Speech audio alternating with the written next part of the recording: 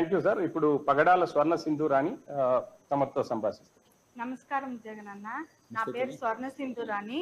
మా భర్త పేరు సుబ్రహ్మణ్యం. నాకు 2 పిల్లలు జగనన్న.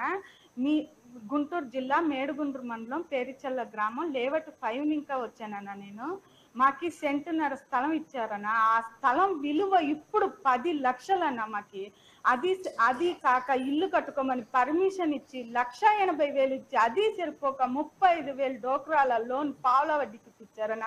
అది కాక ఇప్పుడు ఆ పావుల వడ్డీ మళ్ళీ మాకు వాపస్ ఇస్తున్నారన్న. ఎన్ని జన్మలు ఎత్తినా మీ రుణం తీర్చుకోలేమన్నా మేము.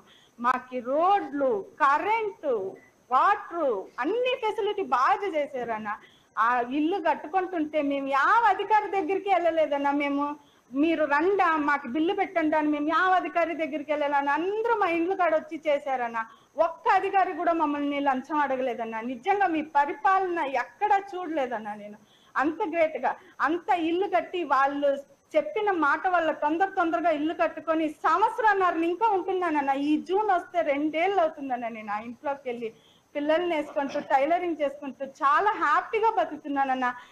ఆడ మా కాలనీలో కరెంట్ ఆఫీస్ కూడా కట్టించారన్న. లైట్లు వెలుగులకి 2 కళ్ళు సరిపోవట్లేదన్న మీ కాలనీ చూడటానికి. ఆర్చ్ గేట్ కట్టారు. నిజంగా అప్పుడు కృష్ణుడు ద్వారక కట్టించాడంట. అన్ని క్యాస్ట్లు కలిసి బతికేవాళ్ళంట. నిజంగా నేను చెప్తున్నాను, ఇప్పుడు మనసారా చెప్తున్నాను, ఏపీలో కట్టింది అన్ని జగనన్న కాల్ని ఒగొట్టిన ద్వారక అని నేను చెప్తున్నానన్నా. అన్నా నేను పొగుడుతున్నాను అనుకోమాకన్నా, నేను మనసారా చెప్తున్నానన్నా. తల్లి తండ్రి నాకు జీవితం ఇచ్చారు, జన్మనిచ్చారన్నా. మాకి మీరు జీవితమే ఇచ్చారన్నా. అసలు అది మేమైతే తమిళనాడు నుంచి వచ్చి ఇంతలా మేము అనుకోలేదన్నా అసలుకి. నాకు 34 ఏళ్ళన్నా. 34 ఏళ్ళ నేను ఇంతమందిని చూశాను కానీ ఒక్కరు కూడా మీలా పరిపాలన చేసింది లేదన్నా.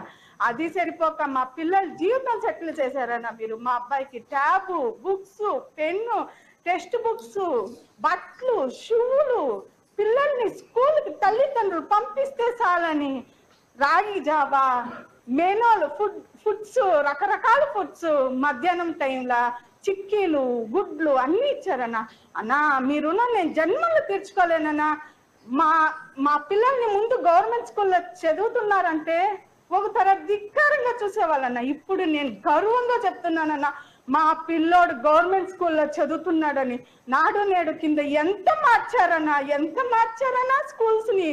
ఆ టైల్స్ ఏమి, ఆ బెంచ్లు, డస్కులు, పిల్లల కోసం LED టీవీలు, బోర్డులు, అబ్బా నిజంగా దేవుడన్నా మీరు. నాకు నేను నిజంగా దేవుడన్నా.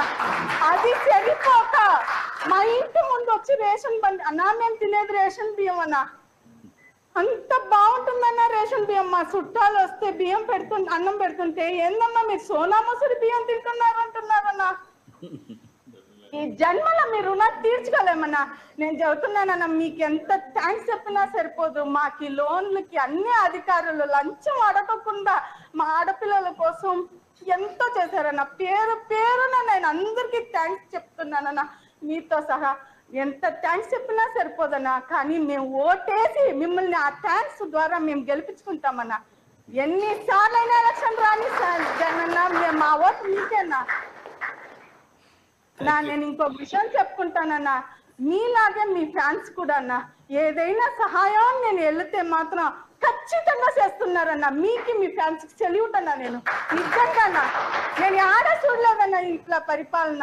నాకు అంత ఆనందం అన్నా. మీరంటే నాకు చాలా ఇష్టం అన్నా. మీరు నిజంగా ఇంకోసారి సీఎం అయితే మీతో వచ్చి సెల్ఫీ దిగుతానన్నా. నాకు చాలా ఇష్టం అన్నా. మా హీరో అన్నా మీరు. సినిమా హీరోలు కాదన్నా, మీరు మా హీరో అన్నా. మా జీవితాల హీరో అన్నా మీరు. చాలా చాలా థ్యాంక్స్ అన్నా. అన్నా పొగిడాను అనుకోమాకన్నా, మనసులో ఉండేది చెప్పానన్నా. అందరూ పొగుడుతారు అంటారన్నా. లేదన్నా, నేను మనసులో ఉండే మాట చెప్పానన్నా. మీరంటే నాకు చాలా ఇష్టం అన్నా. అందరికీ థ్యాంక్స్ సార్. మిమ్మల్ని మాట్లాడాలని నా కళ అన్నా. ఆ కళ నాకు నెరవేరిందన్నా. అందరికీ థ్యాంక్స్ సార్. మేడం మీకు అందరికీ thanks madam. Thank you sir. Thank you. Thank you.